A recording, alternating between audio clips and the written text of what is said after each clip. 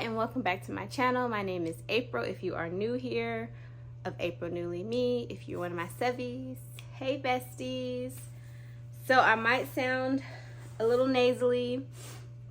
Just spent 45 minutes crying, just dropped my baby off at his first day of baby academy. And my nerves and emotions are everywhere, but he's gonna be fine because he's covered by the blood of Jesus, so he'll be fine. But if not, and someone messes with my baby, I'm going to jail. With a smile on my face, I'm gonna go to jail. But if you are here to learn or find out or figure out or know about the third trimester of pregnancy, stay tuned. We won't be talking about jail in this video. Stay tuned. So if you see me look to the side, I have my notes here. I have my laundry here because I don't know why we have so much laundry. It's just like me and a half of a person, but whatever. So we'll be multitasking like any good mama knows about. We'll be multitasking during this video. But we are going to be talking about what I wish I knew, tips and tricks of the third trimester of pregnancy. If you are in your third trimester, that's I think it's between 28 and 40 weeks. I'll fact check to make sure, but I believe it's 20 to 40 weeks pregnant. This is your last trimester before pregnancy. It's the most nerve-wracking, the most exciting, and the most tiring, to be completely honest with you. I just remember being hurt all the daggone time, tired, or freaked out. Those were my moods. So we're gonna jump right into like the common symptoms that you probably already know about. We're gonna get into that. As symptoms go, it's kind of a repeat of the last trimester. Lots of back pain and lots of abdominal pain just because your uterus is like growing. My OB told me the third trimester is when the uterus grows the most. So you're gonna be feeling it a lot in your abdomen, stomach area. I don't know if this is true or not, but most women that I've been around in my family, if you have a boy like me, you kind of have like a basketball stomach. Like it literally looked like I stuffed a basketball under my shirt. And if you're girls or women in my family that have girls, they tend to carry a little lower. Either way, get you one of these bad boys. Looks like one of those WWE like wrestling belts. But it's literally made for people in their pregnancy, and you cuff it under your stomach and wrap it around tightly. It just gives another level or layer of support. This was a lifesaver. Even after pregnancy, the first 2 to 3 months, I wore this. It just helps with the posture, and it helps to suck everything and hold everything up. So I would invest in this. I think it was like, I want to say $20 on Amazon, a little bit under $20. Lots of abdominal pain, shortness of breath is something that you're going to be dealing with throughout your pregnancy, but it is really bad your last trimester. I don't know if it's because, well, it probably is because you're gaining the most weight during your third trimester. You're carrying either up or down a lot more. So you're just out of breath. Just talking, not even like exercising or walking around. Literally, I would be out of breath by just long-winded sentences. So that's something that carried over. These two I never got, but it's very, very common. Heartburn and indigestion, I never got that.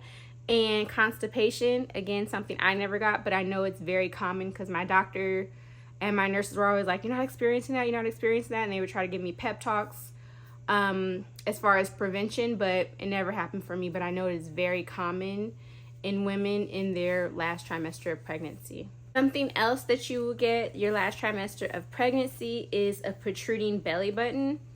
I didn't have this, but literally everyone I know that got pregnant and my family members have all suffered from protruding belly button.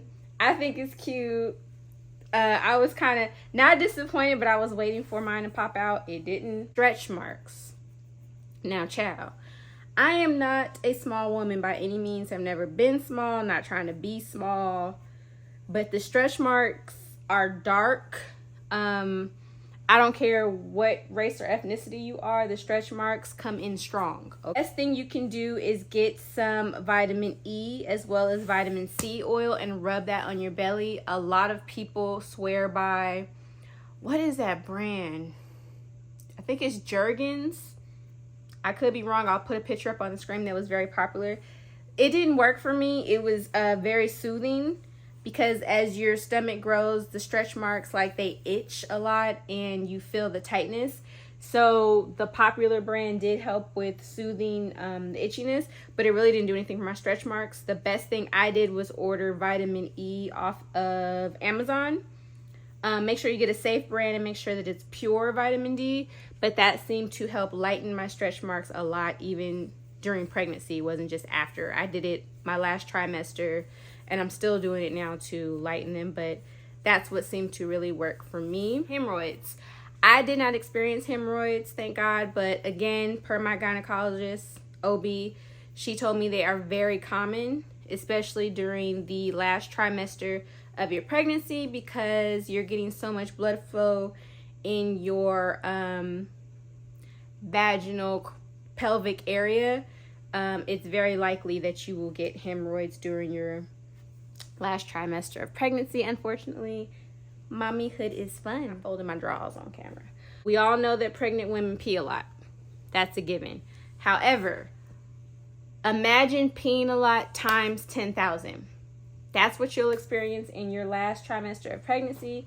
You are peeing non-stop. When I mean non-stop, I felt like I was peeing every 10 to 20 minutes, which is why I hated working my last trimester, because being at work and having to pee that much is not fun. Being in meetings or on Zoom calls and you have to pause every 5 minutes and people think that you're goofing off, but in actuality you're peeing.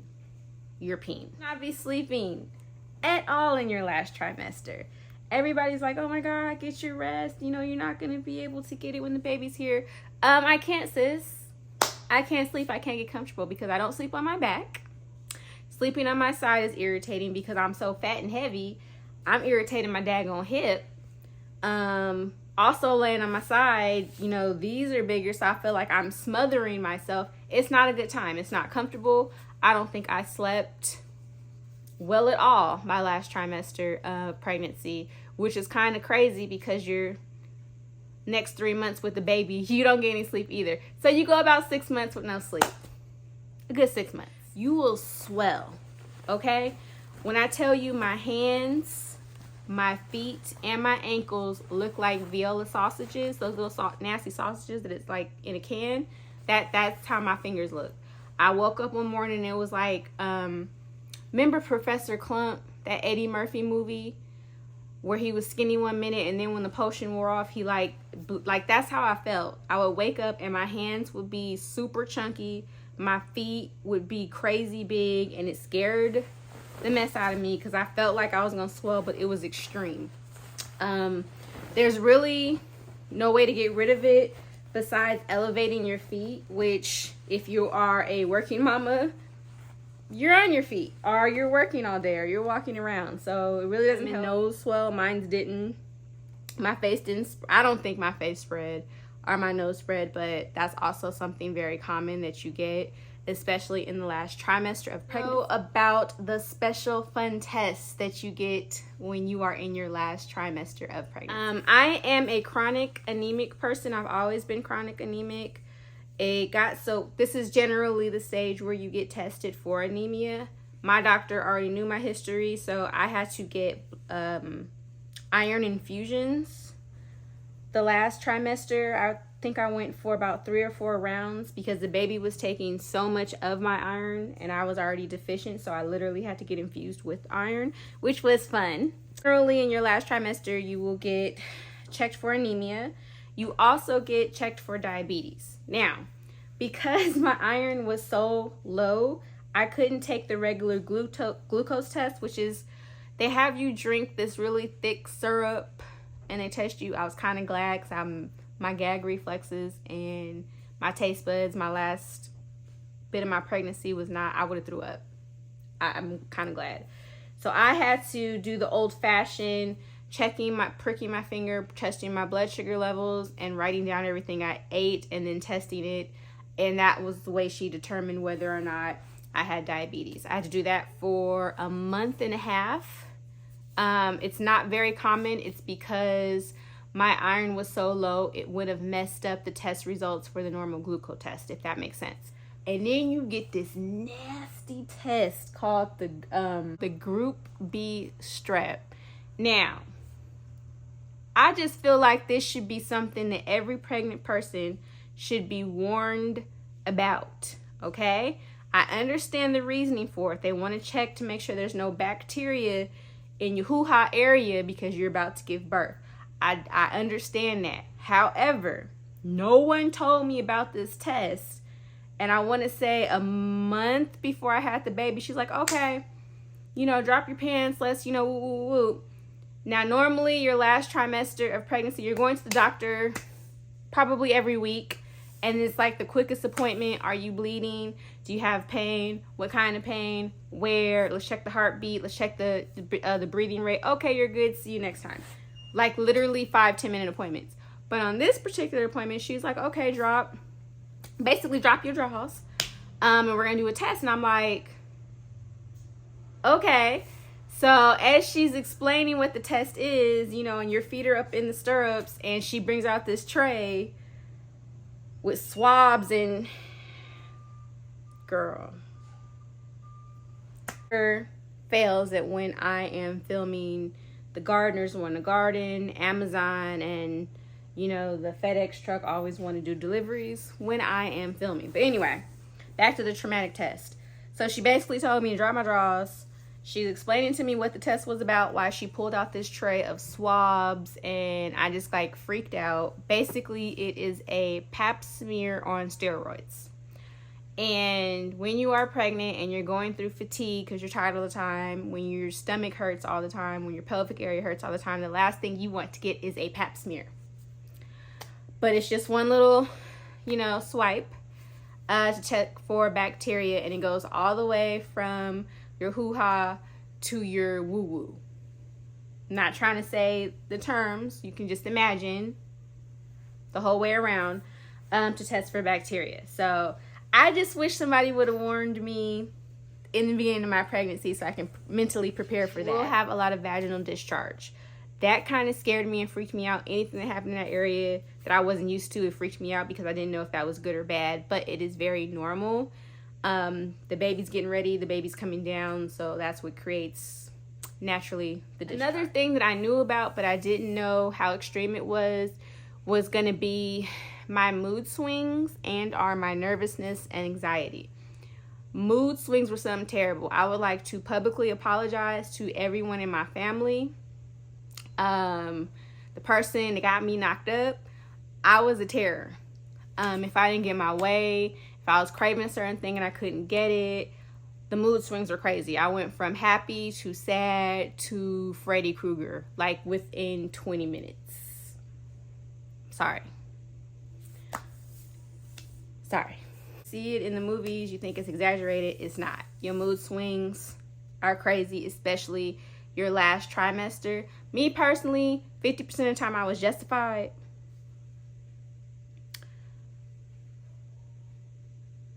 I feel like I was justified. I just think that when you are in your last trimester of pregnancy, you don't have time for goofiness.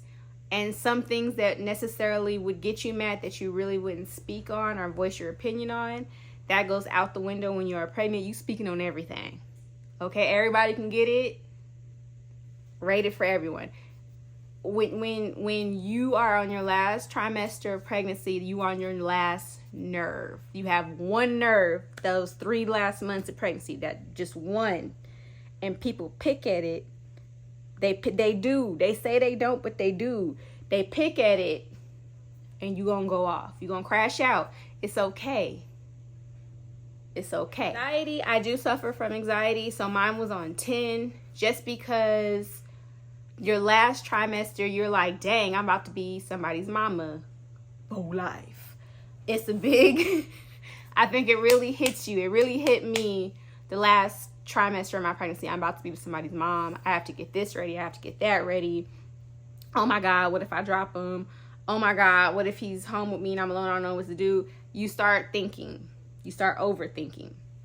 So if you suffer from anxiety, it goes into overload. If you don't suffer from anxiety, you might get a lot of nervousness and or potential anxiety. You might get it. But it's perfectly normal.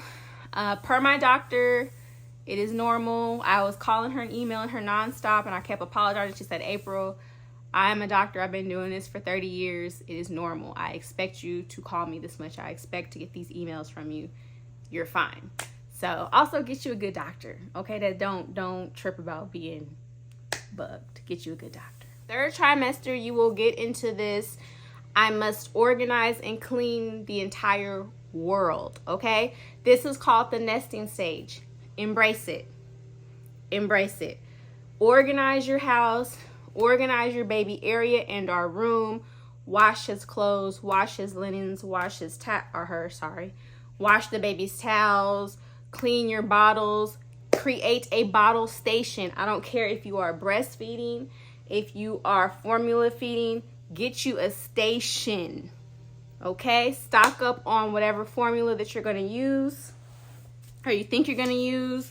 Even if, to my breastfeeding mamas, if you want to breastfeed, because I was team breastfeed and I still am. Okay? Whatever is best for the baby. But you may not be able to produce, or there may be problems, or you may have to work on it, and you don't want to at the last minute be like, oh my God, I have to get formula.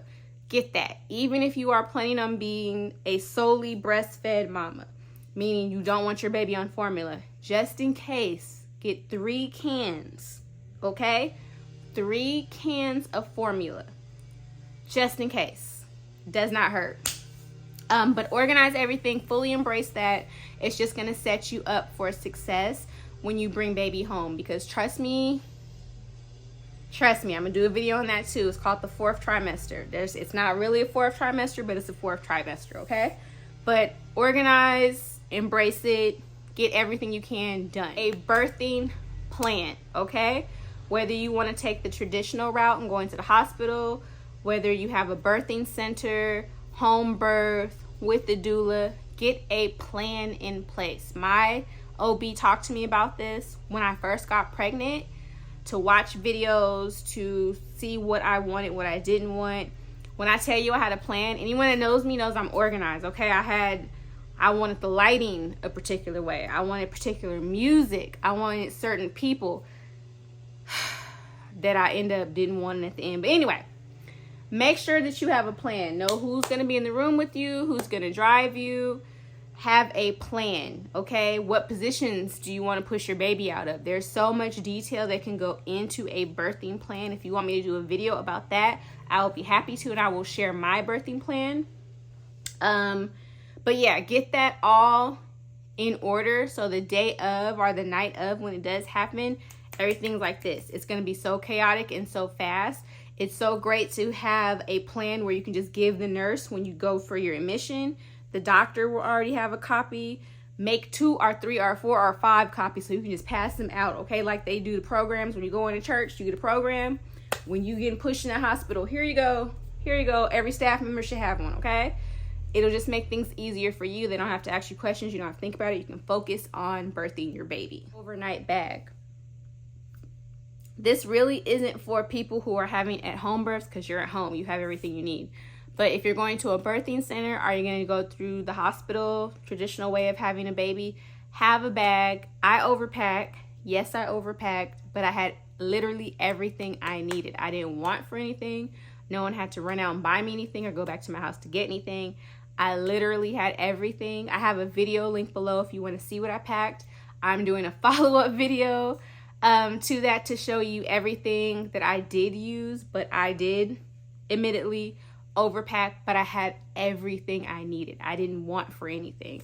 So I would definitely suggest in your 7th to 8th month, pack your bag. You don't want to let it go too long because you don't want to be in the process of buying things when you're about to pop. So definitely pack your bag a little sooner than later. Another thing is stay off the internet. Stay off the internet. particularly WebMD. WebMD, it don't matter what I put in WebMD, I have a tumor.